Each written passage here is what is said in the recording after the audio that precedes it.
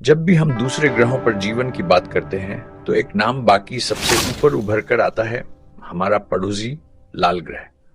सदियों से इसने हमारी कल्पना को उड़ान दी है, लेकिन अब यह सिर्फ कहानियों का विषय नहीं बल्कि वैज्ञानिक खोज का सबसे बड़ा केंद्र है। आज यह एक ठंडा वीरान रेगिस्तान है, लेकिन हमेशा से ऐसा नहीं था। अरबों साल पहले यहां बहती हुई नदियां थीं, गहरी झीलें थीं और शायद एक विशाल महासागर भी था। उस समय मंगल का वातावरण कहीं ज्यादा घना और गर्म था, धरती के शुरुआती दिनों जैसा। यह माहौल जीवन के पनपने के लिए बिल्कुल सही था। तो अगर ऐसे हालातों में धरती पर जीवन पनपा तो मंगल पर क्यों नहीं? क्या जीवन की चिंगारी वहां भी जली थी, बस समय के साथ बुझ गई? तो फिर क्या हुआ? माना जाता है कि मंगल ने अपना सुरक्षा कवच यानी अपनी मैग्नेटिक फील्ड खो दी। इसके बिना सूरज की शक्तिशाली सौर हवाओं ने धीरे धीरे इसके वायुमंडल को अंतरिक्ष में उड़ा दिया। पानी भाप बनकर उड़ गया या जमीन के नीचे जम गया और मंगल एक बर्फीले रेगिस्तान में तब्दील हो गया। इसी अतीत के रहस्यों को उजागर करने के लिए नासा का परसिवियरेंस रोवर जेजेरो क्रेटर में उतरा। यह कोई आम जगह नहीं, यह एक प्राचीन नदी का डेल्टा है जहां अरबों साल पहले पानी बहकर एक झील में मिलता था। अगर मंगल पर कभी सूक्ष्म जीवन था तो इस डेल्टा की मिट्टी में उसके निशान यानी बायोसिग्नेचर दबे हो सकते हैं। यह मिट्टी जांचता है, चट्टानों को खोदता है और भविष्य में धरती पर लाने के लिए नमूने सुरक्षित रखता है। हर तस्वीर और डेटा मंगल के अतीत की नई कहानी कहता है, जिसे वैज्ञानिक बड़ी उत्सुकता से पढ़ रहे हैं। और इस खोज ने पहले ही कुछ रोमांचक संकेत दिए हैं। 2021 में परसिवियरेंस ने चट्टानों में जैविक अणुओं की खोज की। ये अणु जीवन के बिल्डिंग ब्लॉक्स माने जाते हैं, लेकिन ये अपने आप में जीवन का सबूत नहीं है। फिर भी इस खोज ने उम्मीदें और बढ़ा दी हैं कि हम सही रास्ते पर हैं। लेकिन क्या जीवन आज भी मौजूद हो सकता है? मंगल के ध्रुवों पर पानी और कार्बन डाइऑक्साइड की विशाल बर्फीली चादरें हैं और इनके नीचे रडार से संकेत मिले हैं कि तरल खारे पानी की झीलें हो सकती हैं। धरती पर अंटार्कटिका की बर्फ के नीचे भी ऐसी ही झीलें हैं जहां सूक्ष्म जीवन पनपता है। ऐसे ठिकानों में सतह की कठोर रेडिएशन से सुरक्षित एक स्थिर माहौल मिल सकता है जहां सूक्ष्म जीवन पनपे। एक और रहस्य है मीथेन। मंगल के वायुमंडल में इसकी मात्रा मौसम के साथ बदलती है। क्या यह सतह के नीचे सूक्ष्म जीवों का संकेत है जो गैस छोड़ रहे हैं, या फिर यह सिर्फ चट्टानों और पानी के बीच होने वाली कोई भूवैज्ञानिक रसायन क्रिया है? यह एक बड़ी पहेली है और इसका जवाब अभी अस्पष्ट है। मंगल की इस खोज में भारत भी पीछे नहीं है। इसरो ने 2020 में अपने मंगलयान मिशन के साथ पहले ही प्रयास में मंगल की कक्षा में प्रवेश कर दुनिया को हैरान कर दिया था। मंगलयान ने वायुमंडल का अध्ययन किया, मीथेन पर नजर रखी और हमें लाल ग्रह की हजारों खूबसूरत तस्वीरें भेजी। अब इसरो अपने अगले मिशन मंगलयान 2 की तैयारी कर रहा है, जिसमें शायद एक लैंडर और रोवर भी शामिल होंगे।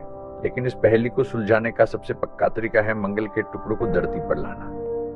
नासा यूरोपीय स्पेस एजेंसी मिलकर मार्स सैंपल रिटर्न मिशन पर काम कर रहे हैं। इन नमूनों का धरती की सबसे उन्नत प्रयोगशालाओं में सीधा आदि में प्राचीन जीवन के ठोस सबूत दे सकता है। मंगल की हर खोज हमें एक ही बात याद दिलाती है कि जीवन की कहानी शायद सिर्फ हमारी धरती तक ही सीमित नहीं है। उसका अगला अध्याय उस लाल धूल के नीचे या बर्फीली गहराइयों में छिपा हो सकता है। अगर हमें मंगल पर जीवन मिलता है, चाहे वह कितना भी सूक्ष्म क्यों न हो, तो यह मानव इतिहास की सबसे बड़ी खोज होगी। यह खोज हमें सिखाती है कि जीवन कितना मजबूत और लचीला हो सकता है और हम उस दिन के करीब हैं जब इस सदियों पुराने सवाल का जवाब मिलेगा। मंगल के बाद हमारा ध्यान शुक्र की ओर जाता है। धरती का आकार जुड़वां पर सिर्फ बाहर से। दूर से यह शांत और सुंदर लगता है, बादलों में लिपटा एक रहस्यमयी मोती। लेकिन यह समानता भ्रामक है। अगर धरती जीवन का प्रतीक है तो शुक्र नरक का एक जीता जागता उदाहरण है। इसका कार्बन डाइऑक्साइड का घना वातावरण एक अनियंत्रित ग्रीन हाउस प्रभाव पैदा करता है, जिससे सतह का तापमान 60 डिग्री से ज्यादा हो जाता है, इतना गर्म कि सीसा भी पिघल जाए। वायुमंडलीय दबाव धरती से 90 गुना ज्यादा है और सल्फ्यूरिक एसिड के बादल इस जहरीले संसार को ढके रहते हैं। सोवियत संघ के वेनेरा लैंडर्स ने इस नरक में उतरने की हिम्मत की, पर सतह पर उतरकर कुछ ही मिनटों में अत्यधिक गर्मी और दबाव ने उन्हें हमेशा के लिए चुप करा दिया। उनकी भेजी संक्षिप्त तस्वीरों ने साबित कर दिया कि सतह पर खोज लगभग नामुमकिन है, पर सतह से 35 से 30 किमी ऊपर बादलों की परत में हालात नरक जैसे नहीं, तापमान दबाव धरती जैसे। ये जीवन के लिए एक अप्रत्याशित लेकिन संभावित आश्रय हो सकता है। हाँ, ये बादल सल्फ्यूरिक एसिड के हैं, फिर भी ये ऊंचाई तरल जल जैसी माइक्रोनिचेस दे सकती है। धरती पर भी ऐसे एक्सट्रीमोफाइल सूक्ष्म जीव हैं जो अधिक अम्लीय वातावरण में जीवित रहते हैं, जो हमें उम्मीद देते हैं कि शुक्र पर भी ऐसा संभव हो सकता है। डूहॉस डीडी में इसी उम्मीद को एक सनसनीखेज घोषणा ने हवा दी। वैज्ञानिकों ने शुक्र के बादलों में फॉस्फीन गैस की मौजूदगी की घोषणा की। धरती पर इसका संबंध अक्सर जैविक प्रक्रियाओं से ऑक्सीजन रहित सूक्ष्म जीवों से जोड़ा जाता है। ये जीवन का एक संभावित रासायनिक संकेत था। ज्वालामुखी रसायन या सूर्य प्रेरित प्रतिक्रियाएं वैज्ञानिकों के मॉडल मिली मात्रा को समझा नहीं पाए, लेकिन जल्द ही इस पर बहस छिड़ गई। कुछ अध्ययनों ने इस खोज की पुष्टि नहीं की और यह सवाल उठाया कि क्या यह असली है या सल्फर डाइऑक्साइड के साथ हुई माप त्रुटि। रहस्य गहराया। इस पहेली को सुलझाने के लिए नासा के नए मिशन डाविंची और वेरिटास तैयार हैं। वे बादलों और सतह की रसायन भूविज्ञान को सुलझाएंगे। डाविंची प्रोब वायुमंडल में उतरकर गैसों का सीधे विश्लेषण करेगा। फॉस्फीन पहेली का असली जवाब शायद यहीं से मिलेगा। तब तक शुक्र एक रहस्य बना रहेगा, एक चेतावनी की ग्रह कैसे निर्जन हो सकता है और एक उम्मीद की जीवन सबसे अप्रत्याशित जगहों पर भी मिल सकता है। ये एक रहस्य है जो अलौकिक जीवन की हमारी समझ को हमेशा के लिए बदल सकता है। हमारा ब्रह्मांड इतना विशाल है कि उसकी कल्पना करना भी मुश्किल। हमारी अपनी आकाशगंगा मिल्की वे में ही सूर्य अरब से ज्यादा तारे हैं और ब्रह्मांड में ऐसी खरबों आकाशगंगाएं हैं। इस अनंत विस्तार में यह सोचना लगभग असंभव है कि हम अकेले हैं। इसलिए वैज्ञानिक दशकों से इन दूर के ग्रहों यानी एक्सोप्लैनेट्स को ढूंढ रहे हैं। वे ट्रांजिट मेथड जैसी तकनीकों का इस्तेमाल करते हैं।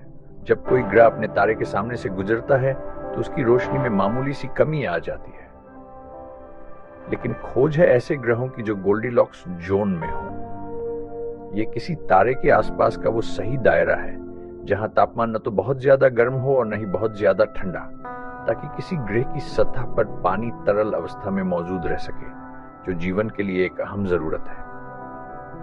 हमारे अपने सौरमंडल में शुक्र ग्रह बहुत गर्म है, जहां पानी भाप बन चुका है। वहीं मंगल बहुत ठंडा है, जहां पानी सिर्फ बर्फ के रूप में मौजूद है। पृथ्वी इस गोल्डीलॉक्स जोन में एकदम सही जगह पर है, जिससे यहां जीवन पनप सका। नासा के केपलर टेलीस्कोप ने हमें एक्सोप्लैनेट्स का खजाना दिया। उसने हजारों संभावित दुनियाओं की खोज की। अब जेम्स वेब स्पेस टेलीस्कोप जैसे शक्तिशाली उपकरण उनके वायुमंडल की रासायनिक संरचना का विश्लेषण कर रहे हैं, जीवन के संकेतों की तलाश में। कई ग्रह अपने तारे के रहने योग्य क्षेत्र में हैं, कुछ तो चट्टानी सुपर अर्थ हैं। ट्रैपिस्ट-1 सिस्टम जैसी खोजें बेहद रोमांचक है, जहां 7 में से 3 ग्रह इस जोन में हैं। क्या वहां नीले महासागर और घूमते हुए बादल हो सकते हैं? लेकिन सिर्फ सही दूरी ही काफी नहीं। ग्रह का आकार, उसका वायुमंडल और एक मजबूत चुंबकीय क्षेत्र भी उतने ही जरूरी है, जो ग्रह को अपने तारे से आने वाले खतरनाक सौर विकिरण से बचाता है, ठीक वैसे ही जैसे पृथ्वी का चुंबकीय क्षेत्र हमारी रक्षा करता है। इसलिए वैज्ञानिक दूर के वायुमंडलों में ऑक्सीजन, मीथेन और जल वाष्प जैसे बायो सिग्नेचर खोज रहे हैं। इन गैसों का एक साथ मिलना जीवन का एक मजबूत संकेत हो सकता है। हर नया एक्सोप्लैनेट एक नई उम्मीद है। लेकिन क्या हो अगर जीवन बुद्धिमान हो? यहीं पर सेटी का काम शुरू होता है, जो दशकों से ब्रह्मांड को सुन रहा है किसी कृत्रिम यानी बनावटी संकेत की तलाश में। और 1977 में बिग ईयर रेडियो टेलीस्कोप ने एक असाधारण सिग्नल पकड़ा। यह सेप्टेडिया सेकंड तक चला और इतना शक्तिशाली था कि खगोल शास्त्री जेरी हेमैन ने प्रिंट आउट पर वाव लिख दिया। यह सिग्नल धनु तारामंडल की दिशा से आया था। पल्सर, उपग्रह, जमीनी स्रोत। दशकों की जांच के बाद भी कोई प्राकृतिक या मानव निर्मित स्रोत इसकी व्याख्या नहीं कर सका। यह सवाल आज भी कायम है। क्या यह किसी दूर की सभ्यता का जानबूझकर भेजा गया संदेश था?